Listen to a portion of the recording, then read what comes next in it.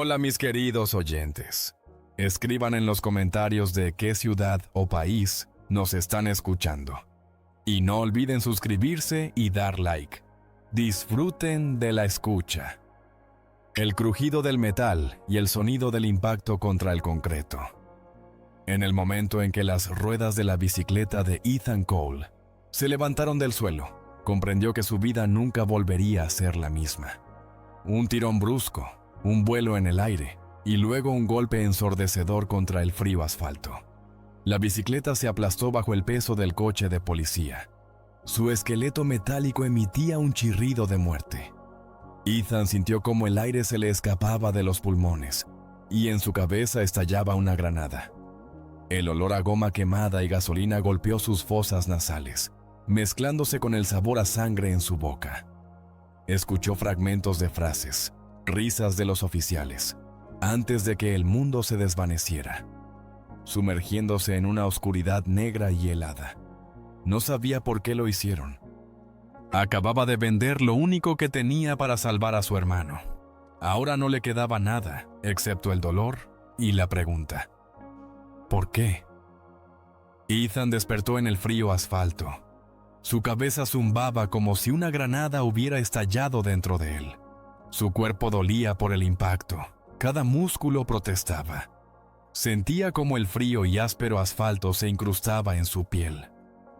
En sus muñecas se cerraron las esposas de acero, hincándose en su piel, dejando marcas rojas. Dos oficiales se inclinaron sobre él. Uno, un hombre robusto con una mirada dura y escasos cabellos, que olía a cigarrillos y a colonia barata, se presentó como el oficial Stone. Sus ojos eran fríos como el hielo. La otra, una mujer frágil con ojos cautelosos, casi asustados. La oficial Davis parecía menos segura. Su mirada se movía inquieta. Comenzaron a registrar su mochila. Stone sacó de allí un pesado fajo de dinero. Los billetes estaban apretados con gomas. Eran tantos que apenas cabían en su mano. El susurro de los billetes parecía una burla a su desgracia, a su vida destrozada. «¿Qué es esto, amigo?», dijo Stone, su voz llena de desdén, como si hablara con la suciedad bajo sus pies. «Ganancias de drogas, ¿verdad?». Ethan intentó explicar que no era así. Vendió su parte en su restaurante favorito, El Hogar, un lugar que había construido durante años, invirtiendo toda su alma, cada ladrillo, cada idea. Era su creación, su orgullo, su único logro real después de regresar del ejército. Vio cómo en su restaurante se reunían familias, escuchó las risas de los niños, sintió el olor a pan recién horneado y café. $10,000 de esa suma estaban destinados a la fianza de su hermano menor, Daniel, y con el resto pensaba comprar una camioneta usada para comenzar una nueva vida, lejos de Silverwood. Daniel, su único hermano, era todo para Ethan. Era 5 años más joven que él, y desde la infancia, Ethan se sintió responsable por él. Daniel, por una tontería, había testificado contra un criminal local, y ahora su vida pendía de un hilo en la prisión estatal. Ethan sintió cómo el sudor frío le recorría la espalda al pensar en lo que podría pasarle a Daniel allí. «Hemos decidido que el dinero proviene de la venta de drogas», dijo fríamente Stone, ignorando todas las explicaciones de Ethan, como si hablara con una pared sorda. «Recibirá una citación judicial. Si no se presenta, lo arrestaremos. Si lo ignora, el dinero se quedará con nosotros». Le quitaron las esposas a Ethan. El metal sonó y sintió cómo la sangre regresaba a sus muñecas. «Que tenga un buen día», dijo Davis, evitando su mirada. Su voz apenas audible, casi un susurro lleno de incomodidad. Ethan sintió cómo la rabia burbujeaba en su pecho, quemándolo por dentro, pero se sentía impotente. Estaba solo contra un sistema que parecía estar en su contra. Unos días después, Ethan fue al tribunal. En sus manos solo tenía un acta de confiscación, no su dinero. El papel parecía una burla. Le informaron que Daniel sería trasladado a una prisión estatal. El corazón de Ethan se contrajo en un doloroso nudo. Sabía que era una sentencia. Daniel iba a morir. Se imaginó las frías paredes de la prisión, las sombras ocultando peligros, и sintió como la pánico le subía por la гарганта. Итан обратился к Саре Дженкинс, молодому, но уже известному адвокату, чье имя он нашел в старой, помятой газете. Она была известна своей принципиальностью и тем, что не боялась браться за сложные дела. Сара с уставшими, но проницательными глазами объяснила, что изъятие было законным, если есть достаточное подозрение в торговле незаконными веществами. И что самое возмутительное, начальник полиции мог оставить всю сумму себе в качестве взноса. Ее голос звучал устало, но в нем проскальзывала нотка возмущения, которая говорила о ее внутренней борьбе. «Вы можете обратиться в суд, Итан», — сказала Сара, ее голос был полон сочувствия, но и безнадежности. «Но на адвоката вы потратите вдвое больше, чем потеряли. Это замкнутый круг, из которого почти невозможно выбраться». Итан рассказал ей о Дэниеле, о его показаниях, о смертельной опасности, которая ему грозила. Сара слушала внимательно. Ее лицо становилось все более серьезным, морщинка между бровями углублялась. «Мне нужно $10 000, чтобы вытащить его оттуда», — сказал Итан. Его голос дрожал от отчаяния, он едва сдерживал слезы. «Я должен найти их как можно скорее». Он позвонил своему бывшему боссу, старому другу, который обещал отправить деньги банковским переводом. Итан ждал в банке, его сердце стучало, как барабан. Но когда он подошел к окошку, перевода не было. Босс позвонил ему. Его голос был полон извинений, но в нем слышался страх. «Итан, прости, но после твоего заявления в полицию у меня начались проблемы. Они давят на меня. Я не могу отправить деньги. Мне очень жаль». Итан почувствовал, как земля уходит из-под ног. Он был в чужом городе. Без денег, без знакомых, без надежды. Ему пришлось провести ночь в лесу, под холодным звездным небом Сильвервуда, слушая шепот ветра, который казался голосом его отчаяния. Каждая ветка, хрустнувшая под ногами, казалась шагами преследователей. Он чувствовал себя абсолютно одиноким, брошенным на произвол судьбы. Холод пробирал до костей, боль от ушибов не давала уснуть. Он слышал уханье совы, треск сучьев под лапами невидимых зверей. Запах сырой земли и хвои наполнял легкие. Мысли метались в голове. Дэниел, очаг, деньги, несправедливость. Он сжимал кулаки, чувствуя, как отчаяние пытается поглотить его. Но где-то глубоко внутри нарастала холодная стальная решимость. Он не мог сдаться. Утром, измученный и злой, с опухшими от недосыпа глазами, он приехал в полицейский участок. Он сел за стол и начал писать заявление, описывая приметы Стоуна и Дэвис, пытаясь вспомнить каждую деталь их лиц, их голосов. Внезапно офицер Дэвис покинула свое рабочее место. Ее взгляд скользнул по Итану и вернулась со Стоуном. Стоун бросил свои водительские права на стол перед Итаном. Пластик с глухим стуком ударился о дерево. «Убирайся отсюда, или будешь арестован», — прорычал Стоун. Его глаза горели злобой. «Залог, прокуроры! Тебе здесь не место!» В этот момент в кабинет вошел начальник полиции Рэндалл Торн. Высокий, с властным видом и холодными пронзительными глазами, он излучал ауру абсолютной власти. Его присутствие заполнило комнату.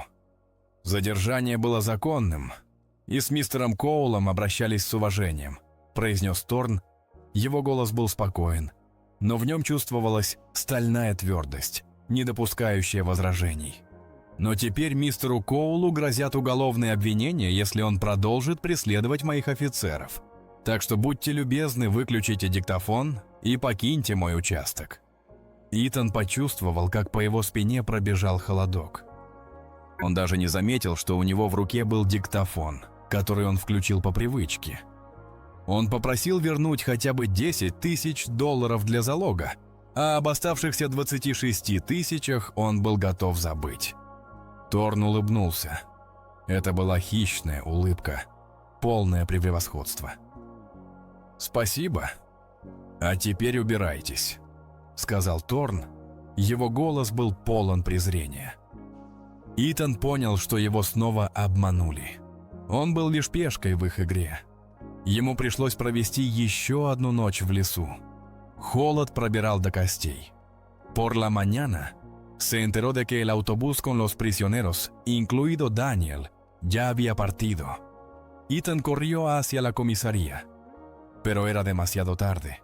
Sabía que Daniel estaba en peligro mortal. Cada hora de retraso podría costarle la vida.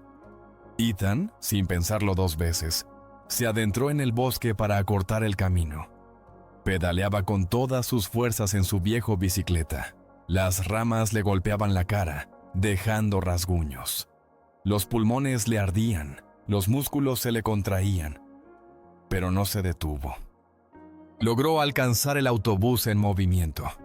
Gritó a Daniel que hiciera una señal de arresto para que todos supieran que no era solo un fugitivo, sino una víctima. Ethan sabía que Daniel ya era conocido en la prisión como el que había testificado contra un criminal. Su vida pendía de un hilo. Mientras tanto, los policías irrumpieron en El Hogar, el restaurante de Ethan. Los sonidos de platos rompiéndose y gritos del personal llegaban a él por teléfono.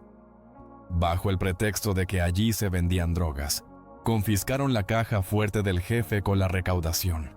Era el último clavo en el ataúd de su sueño, de su futuro. Ethan sintió cómo su corazón se apretaba de dolor y desesperanza. Más tarde, cuando pasaron junto a su restaurante, Ethan vio su negocio. Las ventanas estaban rotas, las puertas tapiadas con tablones, como una lápida de su sueño. En la vitrina destrozada aún se veía una foto descolorida, donde él, joven y lleno de esperanza, estaba frente a la estufa, sonriendo. Esa sonrisa ahora parecía una burla. La vista de su sueño destruido solo avivó el fuego de su rabia.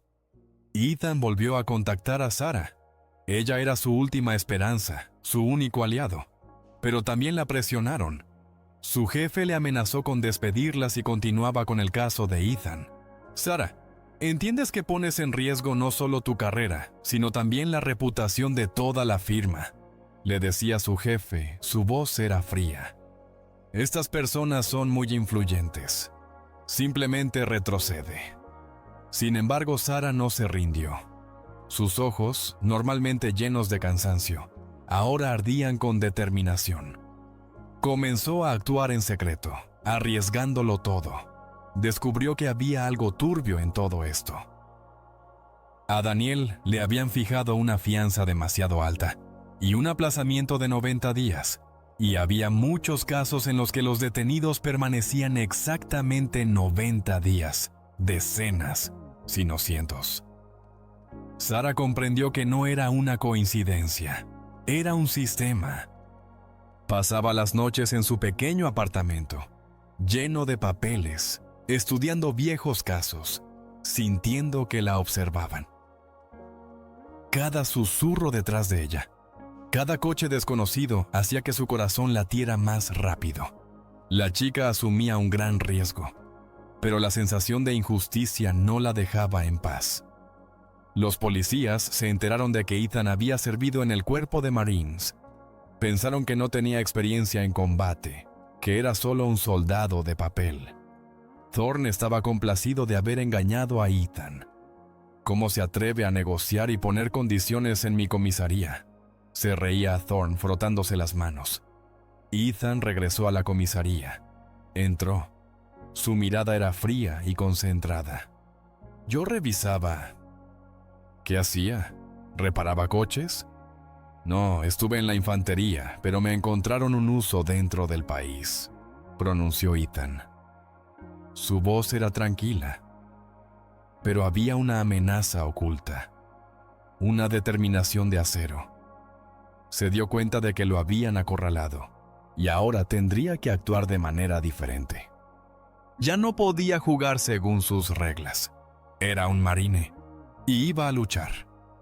En ese momento, la oficial Davis, que había estado observando a Ethan todo este tiempo, sintió que algo cambiaba dentro de ella. Vio su desesperación, su determinación, y eso tocó algo en ella. Estaba harta de esta corrupción, de estos juegos sucios que destruían las vidas de personas comunes. Encontró información de que Ethan era instructor de combate cuerpo a cuerpo. Era un maestro. Thorne, sintiendo el peligro, sacó fácilmente su pistola de la funda. Pero Ethan, con una velocidad relámpago que nadie esperaba, se la quitó y disparó. El cerrojo hizo clic. Las cápsulas cayeron al suelo. Hizo como si hubiera tomado a Thorne como rehén, apuntándole con la pistola en la sien, y luego desarmó a Stone. Maestro de Jiu-Jitsu, Ethan derribó a los demás policías que intentaban detenerlo. Sus gritos resonaban por los pasillos de la comisaría. Él entró con ellos en la comisaría, como un fantasma que trae la venganza. Arrancó el cable del teléfono, cortando la comunicación de la comisaría con el mundo exterior. El crujido de los cables fue el único sonido en el silencio que se había instalado, y ordenó a los rehenes que se sentaran en el suelo. En la oficina contigua se escondía Davis. Ella observaba lo que sucedía. Sus ojos estaban llenos de miedo y, quizás, de admiración. Ethan la miró. Ella lo entendió sin palabras. Davis, con manos temblorosas, le dio su pistola y esposó a sus colegas. Estaba harta de esta corrupción, de estos juegos sucios. Había visto a Ethan, un hombre injustamente acusado, luchar por lo que cree. Eso le hizo recordar por qué se unió a la policía en primer lugar. Después de eso, Ethan la envió al depósito de pruebas. «Cuenta hasta 10», dijo Ethan. Su voz era tranquila. «Un trato es un trato. Mi dinero». Alrededor del edificio ya se había reunido un grupo de matones armados, convocados por Thorne. Ethan ordenó a Davis que fingiera que lo había arrestado. Davis se subió al coche, Ethan a su lado. Ella le mostró al policía que venía de frente que todo estaba bien, simulando calma. Ethan le dio a Davis su pistola, y él se subió a su bicicleta y se dirigió al tribunal. Su corazón latía con fuerza, pero sentía un torrente de adrenalina. Finalmente, pudo pagar la fianza de Daniel. Después de eso, Ethan compartió con Sarah su plan de entregarse y entrar en prisión junto a su hermano. Quería estar a su lado, protegerlo. Sentía que era su deber. Pero su conversación fue interrumpida por un escuadrón de policía que irrumpió en el edificio. Gritos, el estruendo de los pies, el choque de armas. A Ethan le ordenaron arrodillarse y le dispararon con una pistola eléctrica de inmediato. La descarga recorrió su cuerpo, los músculos se contrajeron en espasmos y cayó al suelo. Cuando recuperó el conocimiento, 2 paramédicos lo estaban revisando bruscamente. Luego lo empujaron dentro de un coche de policía. En él se subió el jefe Thorne. «No me habría metido contigo, Cole, si hubiera sabido quién eres», dijo Thorne. Su voz estaba llena de un respeto renuente, pero también de una amenaza oculta. «No recibimos suficiente financiación, así que tenemos que inventar algo para nosotros». Ethan recordó que había visto un montón de efectivo y un arsenal serio de armas en su almacén. Era mucho más que solo inventar.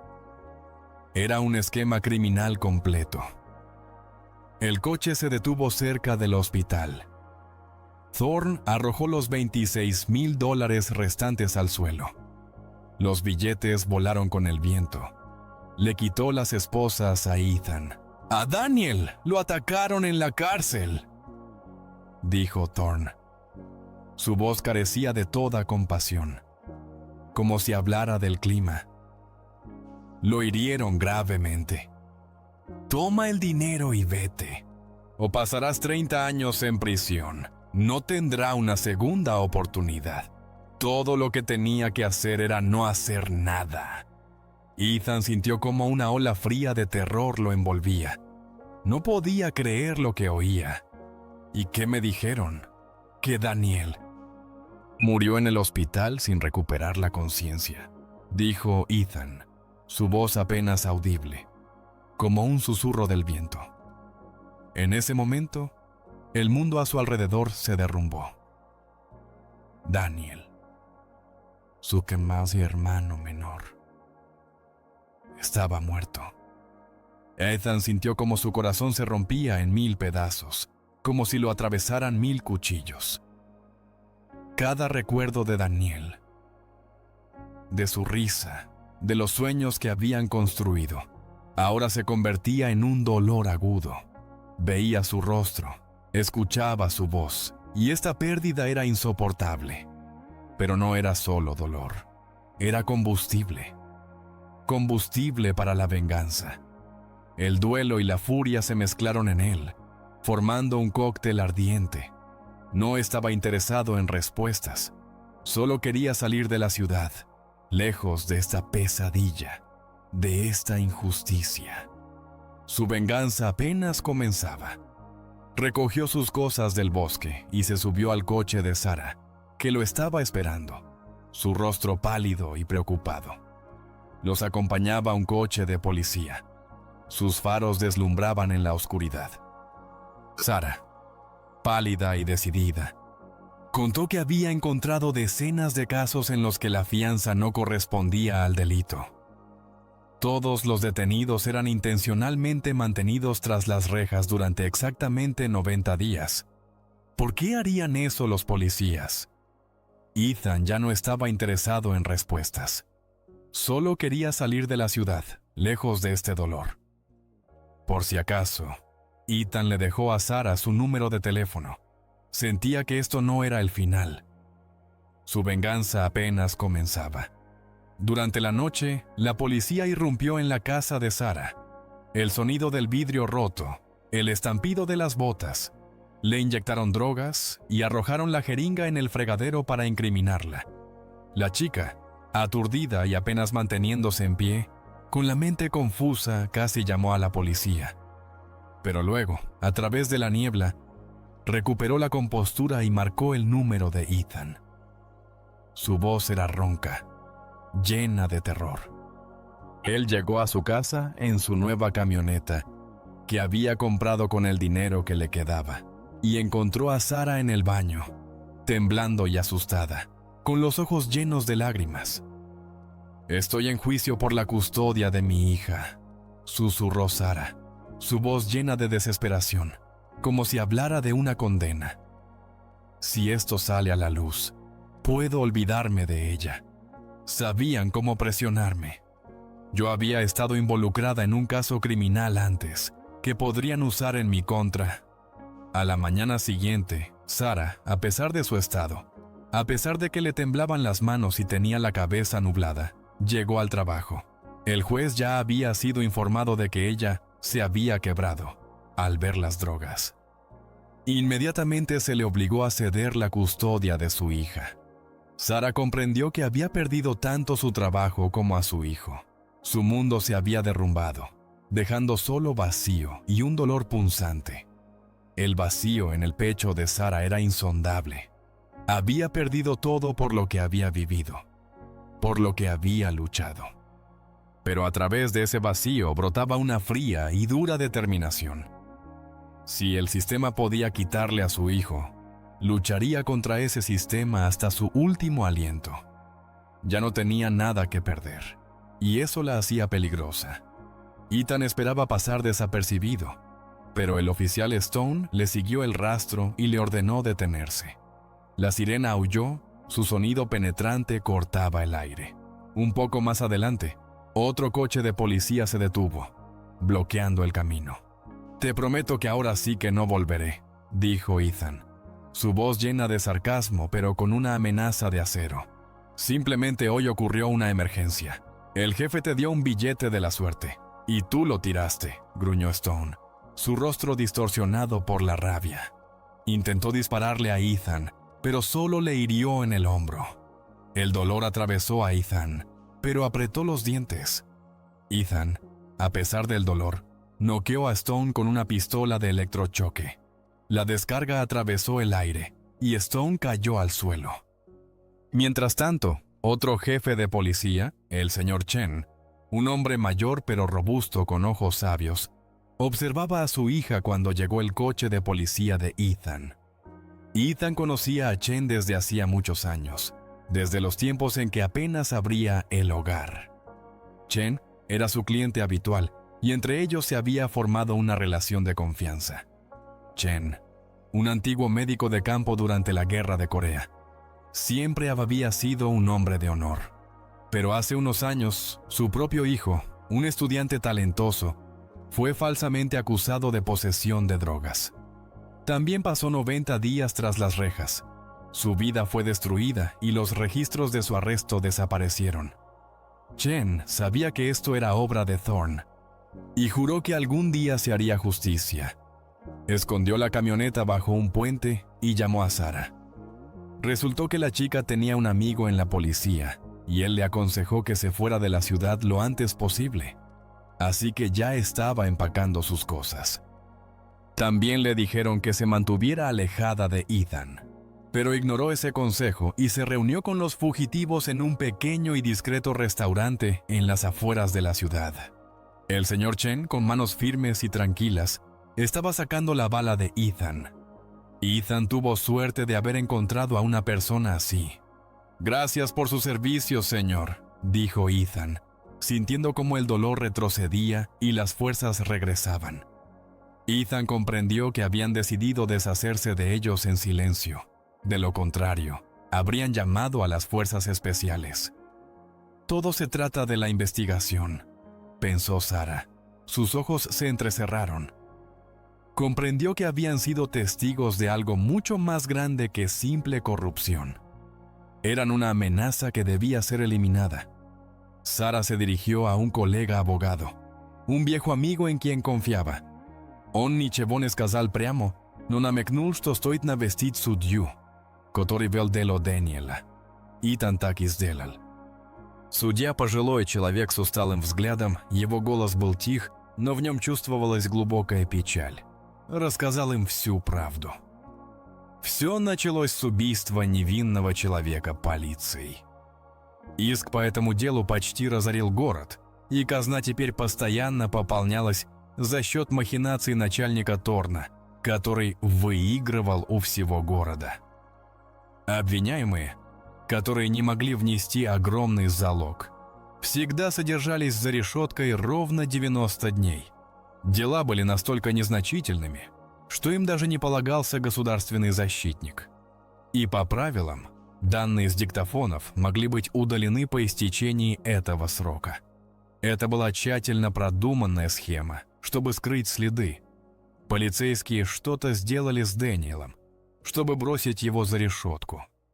И запись ареста хранилась на жестком диске в суде, точнее под зданием суда в хранилище, известном как судебные архивы.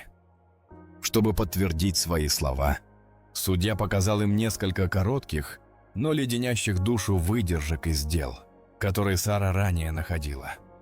Случай, когда студенту подбросили пару граммов, чтобы удержать его на 90 дней. Или пожилую женщину, которая потеряла дом из-за нелепого обвинения в хранении незначительного количества марихуаны. В ту ночь полицейские решили избавиться от всех улик. Они устроили пожар в судебных архивах. Языки пламени лизали потолок, дым заполнил все пространство. На складе хранилась куча жестких дисков. Вытащить их все было невозможно. Но Сара, ее мозг работал лихорадочно, вспомнила о SD-картах с диктофонов. За последнюю неделю накопилось 2 десятка карт. На одной из них запись с Дэниелом.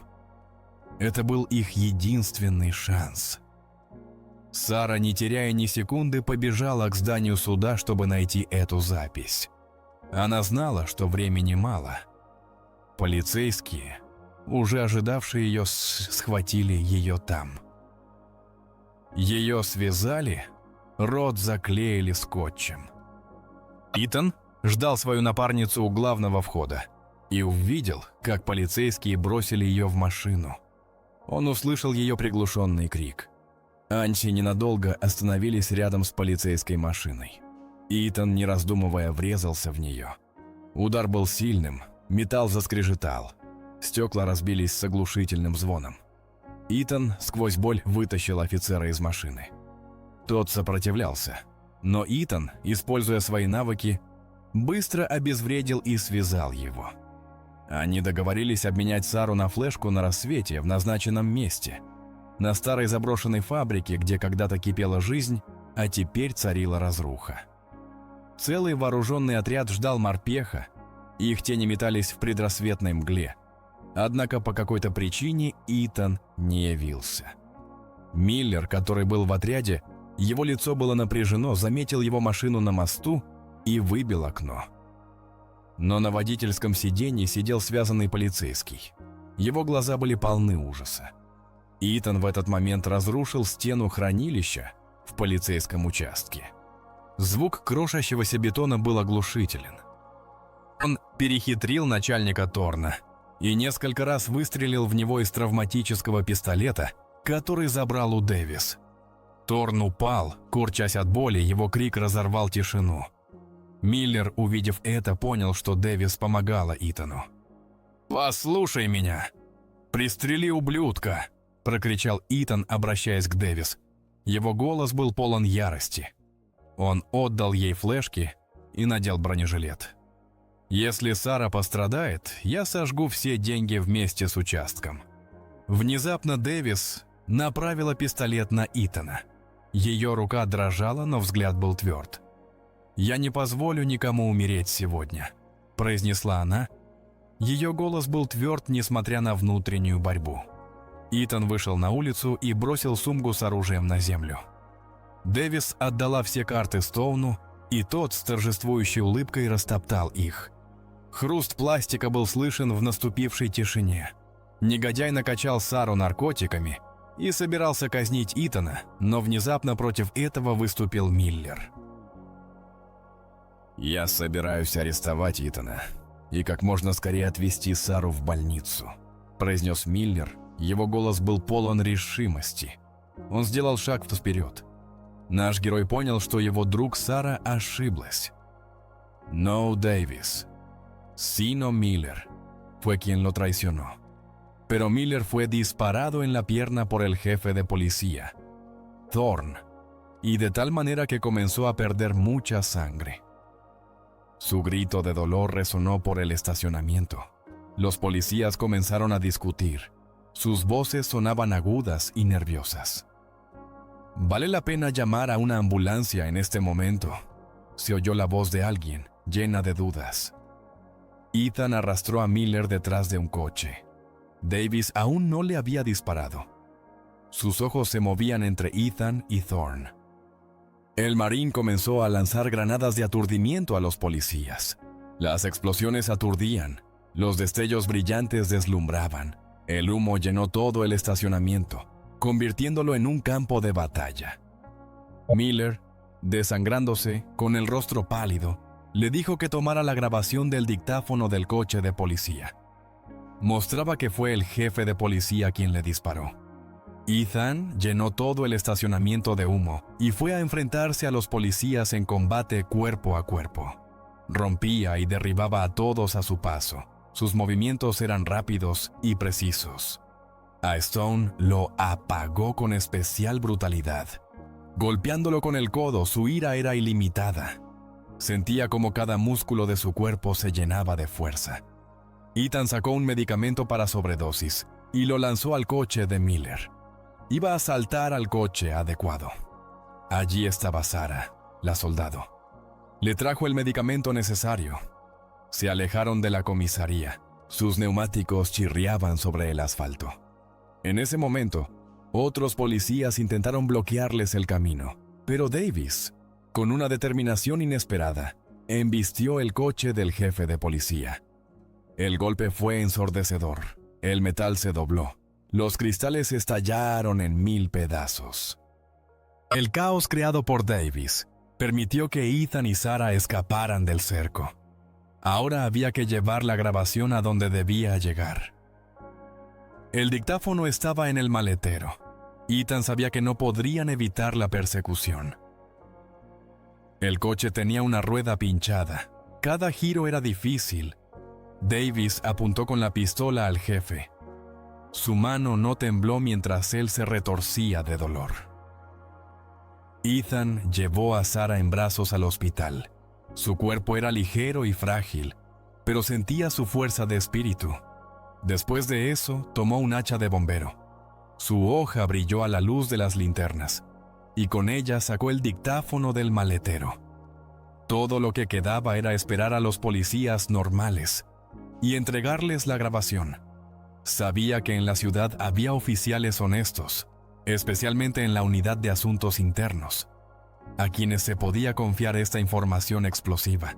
Ethan y Sarah, agotados pero no quebrantados, estaban en medio del caos, sosteniendo en sus manos la única prueba capaz de cambiarlo todo. El dictáfono en la mano de Ethan parecía increíblemente frágil, pero al mismo tiempo el arma más poderosa. Sabían que entregar esta grabación era solo el primer paso, y sería el más peligroso. En sus ojos se leía no solo el cansancio, sino también una fría determinación. Esa noche los cambió para siempre, convirtiéndolos en fugitivos, pero también en los únicos portadores de la verdad. Comprendían que el enemigo no se rendiría, y su lucha apenas comenzaba. De repente, una luz brillante de faros les golpeó por la espalda, deslumbrándolos. Alrededor de la esquina se oyó el chirrido de neumáticos. La ciudad dormía, sin sospechar que bajo su manto se estaba desarrollando una nueva batalla por la justicia. Y ellos eran sus primeros soldados, ya perseguidos. La luz brillante de los faros les golpeó por la espalda, deslumbrándolos. Alrededor de la esquina se oyó el chirrido de neumáticos, seguido del rugido de un potente motor. No era un coche patrulla. Era un oscuro y anónimo SUV, que no dejaba dudas sobre sus intenciones. Ethan y Sarah, agotados pero no quebrantados, estaban en medio del caos, sosteniendo en sus manos la única prueba capaz de cambiarlo todo. El dictáfono en la mano de Ethan parecía increíblemente frágil, pero al mismo tiempo, el arma más poderosa. Sabían que entregar esta grabación era solo el primer paso, y sería el más peligroso. En sus ojos se leía no solo el cansancio, sino también una fría determinación. Esa noche los cambió para siempre, convirtiéndolos en fugitivos, pero también en los únicos portadores de la verdad. Comprendían que el enemigo no se rendiría, y su lucha apenas comenzaba. La ciudad dormía, sin sospechar que bajo su manto se desataba una nueva batalla por la justicia, y ellos eran sus primeros soldados, ya perseguidos. ¡Corramos!, gritó Ethan. Su voz era ronca por el cansancio y la tensión. Agarró a Sarah de la mano. Sus dedos estaban fríos y temblorosos, y se lanzaron lejos del coche, que ya comenzaba a girar, sus faros cortando la oscuridad.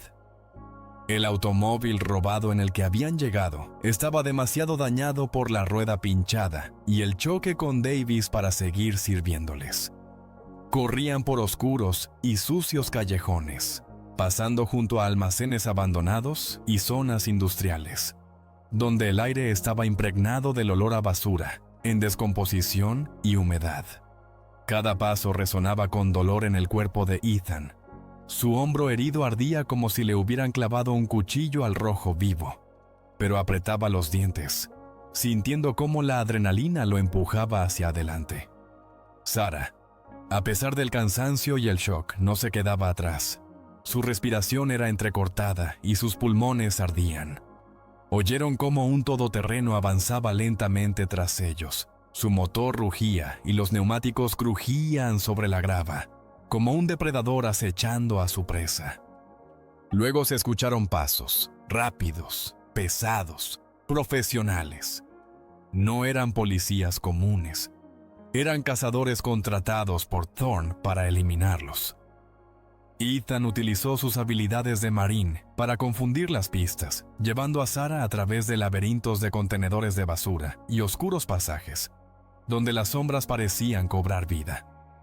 Sentía el olor de la basura en descomposición, la humedad y el metal.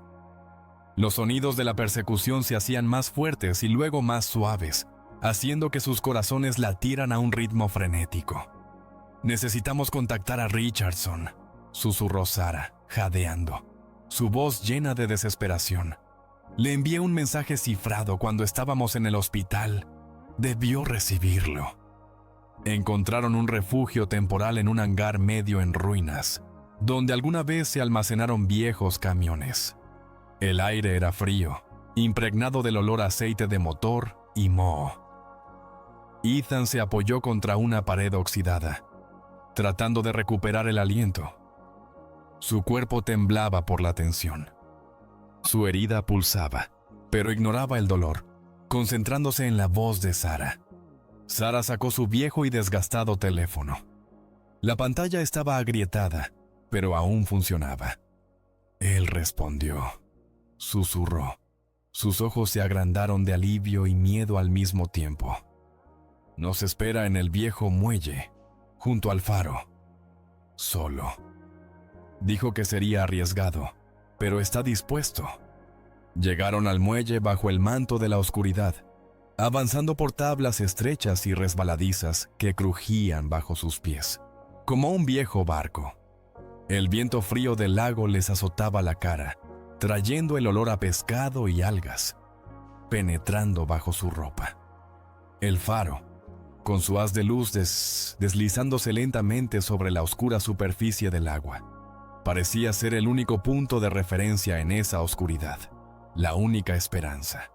Richardson los esperaba. Su figura apenas era visible en la penumbra, con los brazos cruzados sobre el pecho.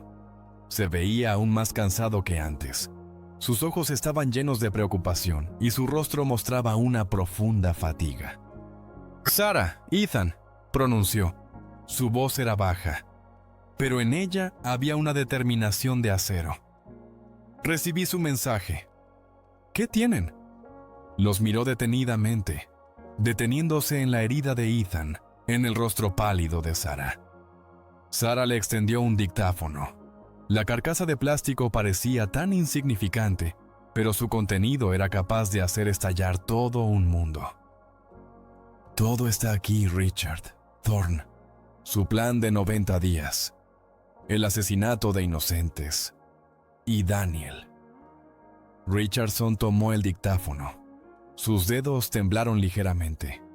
Encendió la grabación. La voz suave pero clara de Thorne.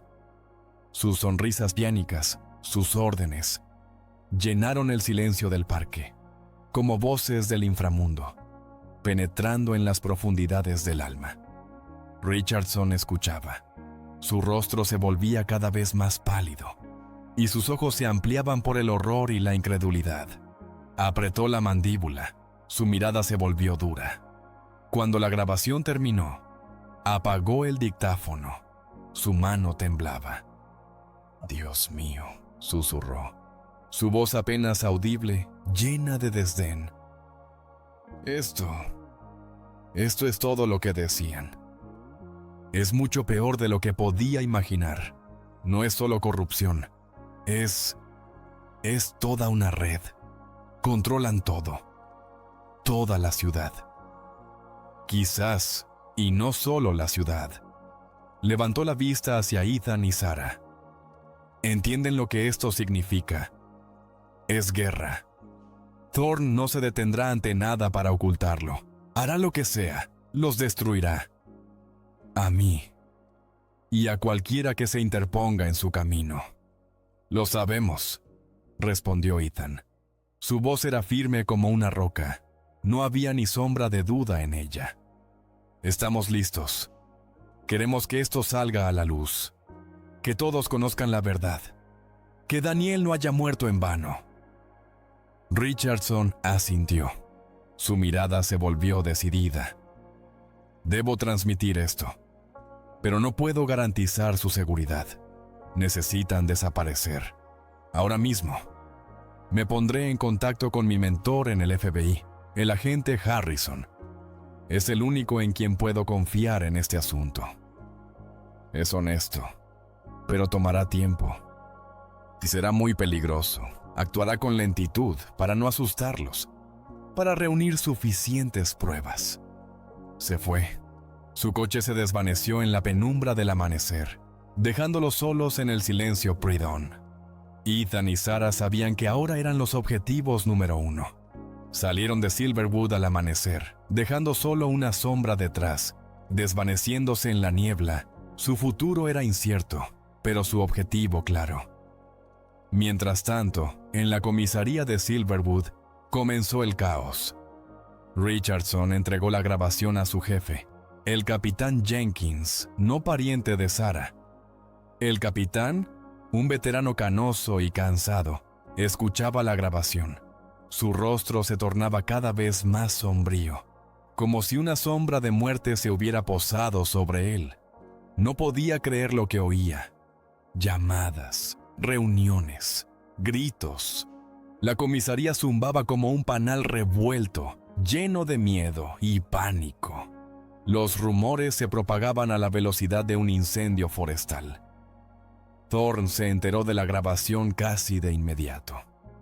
Su furia era ilimitada. Se movía por la oficina como una bestia enjaulada. Sus puños se apretaban y en sus ojos ardía el odio. Lanzaba objetos. Su voz estaba llena de rabia incontrolable. «Deben ser encontrados», gruñó por teléfono. Su voz rebosaba odio. «Vivos o muertos». Especialmente Cole y esa chica Jenkins. Saben demasiado. Si hablan, todo se derrumbará. Mi imperio, mi vida, todo. Thorne activó sus conexiones durmientes. Llamó al alcalde, quien le debía favores. Su voz estaba llena de amenazas, recordatorios de servicios pasados, de esqueletos en el armario. Al fiscal del distrito que cerraba los ojos ante sus maniobras, e incluso a algunos agentes federales que recibían su parte de su dinero sucio. Les ordenó que usaran todos sus recursos para encontrar a Ethan y Sarah y, lo más importante, desacreditar a Richardson y su departamento. «Esto es un intento de rebelión», declaró Thorne en una reunión de emergencia. Su voz estaba llena de indignación, pero sus ojos traicionaban miedo. «Les usó un criminal peligroso que ha escapado de la custodia. Ha matado a un oficial y ahora intenta manchar nuestra reputación. Está manipulando a la abogada Jenkins. Debemos detenerlos. A cualquier costo». El alcalde, el fiscal y los agentes, cuyos rostros estaban pálidos, entendían que estaba en juego su reputación y libertad. Asintieron, prometiendo apoyo total. Sus voces estaban llenas de miedo. Davis, mientras tanto, se escondía en un pequeño y sucio apartamento en las afueras de la ciudad, con las ventanas cubiertas para que nadie pudiera verla. Sabía que Thorne la buscaría. Se puso en contacto con Richardson, ofreciendo su ayuda desde dentro, proporcionando información sobre los movimientos de Thorne y su gente, sobre sus planes. Se sentía como una traidora, pero entendía que era la única forma de redimirse, el único camino hacia la justicia. Miller, gravemente herido, estaba en el hospital bajo custodia. Thorne había ordenado a su gente que lo vigilaran, para que no pudiera testificar, para que no se convirtiera en otro testigo en su contra. Ethan y Sarah viajaban hacia el norte, tratando de mantenerse alejados de las grandes carreteras, eligiendo caminos rurales y áreas poco pobladas. Cambiaban de coches, robándolos de estacionamientos desiertos, cada vez revisando si habían dejado huellas, limpiando el volante y las manijas de las puertas. Dormían en moteles sucios y baratos bajo nombres ficticios. Sus nervios estaban tensos al máximo. Cada noche revisaban las cerraduras, aseguraban las ventanas, escuchaban cada susurro detrás de la puerta. Sus conversaciones eran cortas, entrecortadas, llenas de cansancio y esperanza. ¿Cuánto tiempo podremos seguir así?, preguntaba Sara. Su voz era firme, pero había un matiz de desesperación en ella. «Hasta que logremos lo que queremos», respondía Ethan. Sus ojos estaban llenos de determinación, su mirada era firme. «O hasta que nos encuentren». Ethan, a pesar del dolor en su hombro, estaba concentrado. Se estaba mirando constantemente, buscando signos de vigilancia. Notaba cada sombra, cada coche que lo seguía demasiado tiempo, cada silueta desconocida en el espejo retrovisor. Sentía que Thorne les respiraba en la nuca. La vigilancia se había vuelto más profesional. Ya no veían coches patrulleros. Ahora eran sedanes discretos con ventanas tintadas que aparecían y desaparecían como fantasmas, o poderosos todoterrenos que podían moverse por cualquier terreno. Ethan sentía que verdaderos depredadores los estaban cazando, y las apuestas aumentaban con cada kilómetro recorrido. Una noche, cuando se detuvieron en un pequeño y somnoliento pueblo para comprar suministros, Ethan sintió que algo no estaba bien. El aire a su alrededor se volvió denso, electrificado. Notó un todoterreno negro que había estado estacionado demasiado tiempo, sus faros apagados y el motor funcionando al ralentí. «Nos han encontrado», susurró a Sara, su voz tensa, casi inaudible. Abandonaron el coche y corrieron hacia el bosque que comenzaba justo detrás del pueblo. Su oscura e impenetrable muralla parecía una salvación, pero también una trampa. Los sonidos de la persecución, los ladridos de perros, los gritos de personas, el ruido de motores se acercaban cada vez más, rompiendo el silencio de la noche. Ethan sabía que no eran policías comunes. Eran hombres de Thorne, sus matones personales, posiblemente ex fuerzas especiales o mercenarios. Eran implacables, y su único objetivo era su muerte. Ethan y Sara corrían a través de la densa maleza. Las ramas les golpeaban la cara, dejando rasguños. Las piernas se hundían en el barro, y las hojas crujían bajo sus pies, traicionando su presencia. Ethan, usando sus habilidades de marine, guiaba a Sara, moviéndose en silencio, tratando de confundir las huellas, evitando las trampas que el enemigo podría haber tendido. Escuchaba a Stone, cuya voz estaba llena de rabia, gritando órdenes a sus hombres. Su voz se acercaba, cortando el ruido del bosque. Escuchaba el silbido de las balas que pasaban volando, y sentía cómo la tierra temblaba bajo los pasos de los perseguidores. «¡Están aquí! ¡No los dejen escapar!», resonaba su voz, atravesando el ruido del bosque. De repente se oyó un disparo. La bala silbó junto a la cabeza de Ethan, impactando en un árbol con un sordo golpe. Cayó, arrastrando a Sara con él. Se presionaron contra el suelo. Sus corazones latían como locos tambores. Ethan sacó de su mochila 2 granadas de destello y sonido. Su frío metal se acomodó agradablemente en su mano. «Cuando las lance, corre hacia el río», susurró a Sara, su voz tensa, pero tranquila, como si estuviera dando una orden. «Hay un viejo bote. Intenta escapar. Yo los retardaré».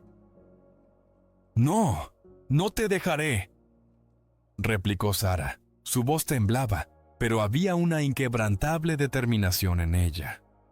«Estamos juntos. Pasaremos esto juntos. No tenemos otra opción. Es nuestra única oportunidad», dijo Ethan. Sus ojos ardían de determinación, sin dejar lugar a dudas. «Te alcanzaré. Solo corre».